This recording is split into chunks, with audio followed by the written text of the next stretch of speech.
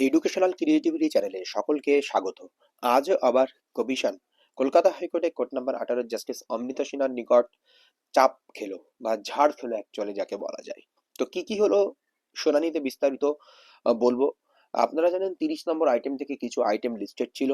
সেই আইটেমগুলো শুনানি শুরু হয় প্রায় 2:30-এর সময়। এসএসসির কিছু কিছু মামলার শুনানি শুরু হয়। 30 নম্বর আইটেম আপনারা দেখেছেন মৌসুমী মণ্ডলের মামলায়। সেই মামলায় কি হলো এবং বিচারপতি আজ নতুন কি নির্দেশ দিলেন পুরো বিষয়টি আমরা বলবো। প্রথমেই আপনারা দেখেছিলেন যে কল্যাণ বন্দ্যোপাধ্যায় জুনিয়র তিনি অনলাইনে অ্যাপিয়ার হয়েছিলেন। তিনি ডিটেলস 9 নভেম্বর বা 19 নভেম্বর টেন্টেড লিস্ট পাবলিশ নিয়ে বিস্তারিত তিনি তথ্য প্রকাশ করেন এবং তিনি ডিটেলস ব্যাকগ্রাউন্ড বলেন। এই যে বিষয় টেন্টেড লিস্ট প্রকাশ, এটা অ্যাকচুয়ালি মামলাটি ছিল টেন্টেড লিস্ট প্রকাশ করাকে নিয়ে। আরো সুন্দর করে বিচারপতি আজ অর্ডার দিলেন। তো এখানে আহ, রাহুল কুমার বাবু যিনি ছিলেন জুনিয়র অফ কল্যাণ বন্দ্যোপাধ্যায়, উনি পুরো বিষয়টি বোঝানোর পরে পাশে কমিশনে আরেকজন সিনিয়র অ্যাডভোকেট ছিলেন বিশ্বজিৎ ভট্টাচার্য স্যার ছিলেন। তিনি বিষয়টি আরো বুঝিয়ে বলেন যে 9 ডিসেম্বর আমরা সব পাবলিশ করেছি। এই সমস্ত বিষয় নিয়ে তিনি আলোচনা করেন এবং তারপরে পিটিশনারদের পক্ষে যে অ্যাডভোকেট ছিলেন ফিরদৌস শামীম, উনি বিষয়টি বলার চেষ্টা করেন। এই রিট পিটিশন সুপ্রিম হাইকোর্টে পাঠিয়েছে যে এটা হাইকোর্টের একটি অর্ডার ছিল, আর এই হাইকোর্টের অর্ডারকে চ্যালেঞ্জ করে সুপ্রিম কোর্টে ছিল এবং বিবি পাড়িয়া থেকে শুরু করে একাধিক মামলা, এই ধরনের মামলাগুলো সবই এই হাইকোর্ট শুনতে হবে বা হাইকোর্ট শুনবে। আহ, আপনার এই বেঞ্চ শুনবে এরকম একটি বিষয় বলেন। 19 নভেম্বর অর্ডার কপিটি পড়তে বলেন এবং 19 নভেম্বর গুরুত্বপূর্ণ অর্ডার কপিগুলো অ্যাডভোকেট ফিরদৌস শামীম তিনি পড়ে বোঝান যে 19 নভেম্বর বিচারপতি কি অর্ডার দিয়ে চলে সেইগুলো পড়েন এবং এরপরে টেন্টেড লিস্ট প্রকাশ, আফটার এক্সপায়ারি অ্যাপারেল ওয়েবার মিসম্যাচ র্যাঙ্ক জাম, এই যে বিষয়গুলো এগুলো যে পুরানো ইতিহাস ছিল সেইগুলো বুঝিয়ে বলেন এবং 952 জনের যে ওয়েবার মিসম্যাচ 2016 রিক্রুটমেন্ট থেকে এবং 1806 জনের 2025 এতে অলরেডি এরা আবেদন করেছিল, তাদেরকে পরীক্ষায় বা ইন্টারভিউতে বসতে দেওয়া হয়নি বা পরীক্ষায় বসতে দেওয়া হয়নি, সেই লিস্ট প্রকাশ নিয়ে সেই সমস্ত বিষয়গুলি তুলে ধরেন এবং তিনি বলেন আমার মূল উদ্দেশ্য হচ্ছে আনটেন্টেড বা টেন্টেড বিষয়গুলো আলাদা করা। না হলে আমরা বুঝবো কি করে যে তারা নতুন রিক্রুটমেন্টে ওই লিস্ট না আসলে যে তারা 2016 যারা টেন্টেড তারা এই রিক্রুটমেন্টে বসেছে কিনা, এই ডিটেলস প্রকাশ করতে হবে, ডিস্ট্রিক্ট ওয়াইজ প্রকাশ করতে হবে, যাতে 2016-25 আলাদা করা যায়, এই বলা তো পিটিশনারদের দাবি ছিল।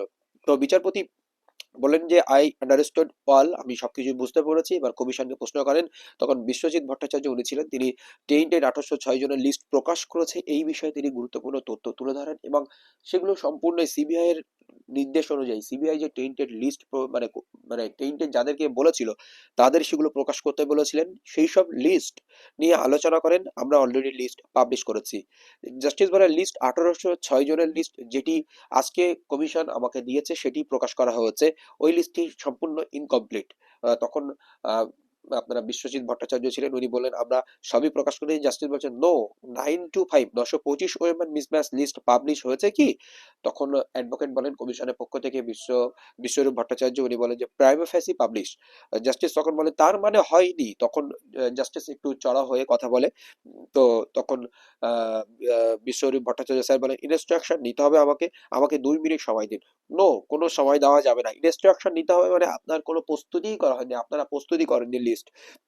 কিভাবে 1806 জনের সঙ্গে আইডেন্টিফাই করবো যে 2016 টেন্টের টিচাররা এখানে আছে বা নেই, কিভাবে আইডেন্টিফাই করব, তাদের লিস্ট প্রয়োজন। পাশে আপনারা দেখেছেন যে অ্যাডভোকেট আলী হাসান আলমগীর স্যার ছিলেন, তিনি বলেন যে এমন কি যারা 2016-তে অ্যাপয়েন্টেড পেয়েছিল তারা অ্যাপয়েন্টমেন্ট নেয়নি, তাদেরকেও টেন্টেড লিস্টের মধ্যে ঢুকিয়ে দেওয়া হয়েছে, তার জন্য তারা এই বছর পরীক্ষা দিতে বসতে পারেনি বা তারা হয়তো অন্য কোনো চাকরি নিয়েছিল সেই জন্য তারা এখানে বসেনি বা হয়তো আবার এখনো তারা বসবে, তারা এখন বসতে পারেনি, এরকম বিষয় কিছু কিছু রয়েছে। সেটি তিনি বললেন যে এরকম আলাদা রিট রয়েছে যারা এই ভুল কাজও কমিশন করেছে। তারপরে 2 মিনিট বলতে 2-3 মিনিটের মধ্যে বিশ্বরূপ ভট্টাচার্য স্যারের মোবাইলে মেসেজ আসলো কি উনি ইনস্ট্রাকশন নিলেন মেসেজের মাধ্যমে বা ফোন করে। তখন বললেন হ্যাঁ 1806-এর লিস্ট পাবলিশ হয়েছে, আর 952 জন যে ওয়েমার মিসম্যাচ যে লিস্টে পাবলিশ করার কথা বলা হচ্ছে সেটা নিয়ে প্রসেসিং চলছে, কিন্তু আমরা কিন্তু এটা পাবলিশ করব। তো ওটা পাবলিশ করুন। পারপাস অফ পারপাস ইজ মানে ডিফারেন্সিয়েশন করা, কাদের মধ্যে ডিফারেন্সিয়েশন করা, 2016 এবং 2025-এর মধ্যে যারা টেন্টেড রয়েছে, যারা 2025-এ পরীক্ষা দিচ্ছে তাদের মধ্যে পাবলিশ করা। তো এই হচ্ছে বিস্তারিত বিষয়। তারপরে ফিরদৌস সাহেব আপনারা দেখেছিলেন কিছু গুরুত্বপূর্ণ আরো তথ্য তুলে ধরার চেষ্টা করেন বা অর্ডার কপিতে 2-1টি কথা লিখতে বলেন। তখন বিচারপতি সরাসরি অর্ডার লেখার দিকেই চলে যায়, যে তিনি প্রথমত বলেন যে roll number, date of birth, parents name, subject, district, school সমস্ত কিছু ডিটেলসে প্রকাশ করতে হবে, যাতে করে আহ, আহ, যে লিস্টগুলো ডিসক্লোজ করা হয়নি সেই লিস্টগুলো প্রকাশ করতে হবে ক্যাটাগরি ওয়াইজ, যাতে করে এই লিস্টগুলো সম্পূর্ণ বোঝা যায়। তো এই যে মামলাটি আজকে ছিল, এই টেন্টেড লিস্ট ডিটেলস প্রকাশ করা, কারণ আরো বলা হচ্ছে ক্যাটাগরি অনুযায়ী কারা টেন্টেড কোন ক্যাটাগরিতে, তারা কি ওয়েমার মিসম্যাচ, এক্সপায়ারি অফ প্যানেল, এই সমস্ত বিষয়গুলো। তো আজকে এই শুনানিতে এক্সপায়ারি অফ প্যানেল নিয়েও কথা হয়েছিল। তো সেখানে এক্সপায়ারি অফ প্যানেলের মামলা রয়েছে, আপনারা জানেন যে 13ই জানুয়ারি। তো সেই 13ই জানুয়ারি কারা এক্সপায়ারি অফ প্যানেল হবে তাদের নিয়েও আলোচনা হবে, সেই বিষয়ে উঠে আসে। আপাতত সিবিআই যে লিস্ট দিয়েছে যারা চাকরি করছে না 31শে ডিসেম্বর পর্যন্ত বা 31শে আগস্ট পর্যন্ত, শুধুমাত্র তাদের লিস্ট প্রকাশ করতে পারো, কিন্তু যারা 31শে ডিসেম্বর পর্যন্ত যারা চাকরি করছে, এক্সপায়ারি অফ প্যানেলের যে একটা গল্প রয়েছে, সেই লিস্ট এই মুহূর্তে প্রকাশ হবে না, কারণ বিচারপতি আগে প্রকাশ করতে বললেও সেটাকে কিন্তু 13ই জানুয়ারি আবার এই মামলার শুনানি রয়েছে। আজকে মোটামুটি এই বিষয় হয়। তাছাড়াও আজকে যে একটি মামলা ছিল ইডব্লিউএস রিলেটেড মামলা বা অন্যান্য মামলাগুলো, সেই মামলাগুলো ফেব্রুয়ারিতে নিয়ে যায়। কিছু কিছু মামলা, আর কিছু কিছু মামলা ফেব্রুয়ারিতে নিয়ে গেলে তখন অ্যাডভোকেট বলেন না, রিক্রুটমেন্ট শেষ হয়ে যেতে পারে, রিক্রুটমেন্ট হয়ে যাচ্ছে, লিস্ট প্রকাশিত হবে, তাহলে আমাদের একটু তাড়াতাড়ি রাখো। সেই মতো 27শে ফেব্রুয়ারি কিছু 27শে জানুয়ারি কিছু কিছু মামলা রয়েছে, কালও সুপ্রিম হাইকোর্টে একটি দুটো মামলা কিন্তু থাকবে। এই হচ্ছে আজকের মোটামুটি আপডেট। ধন্যবাদ।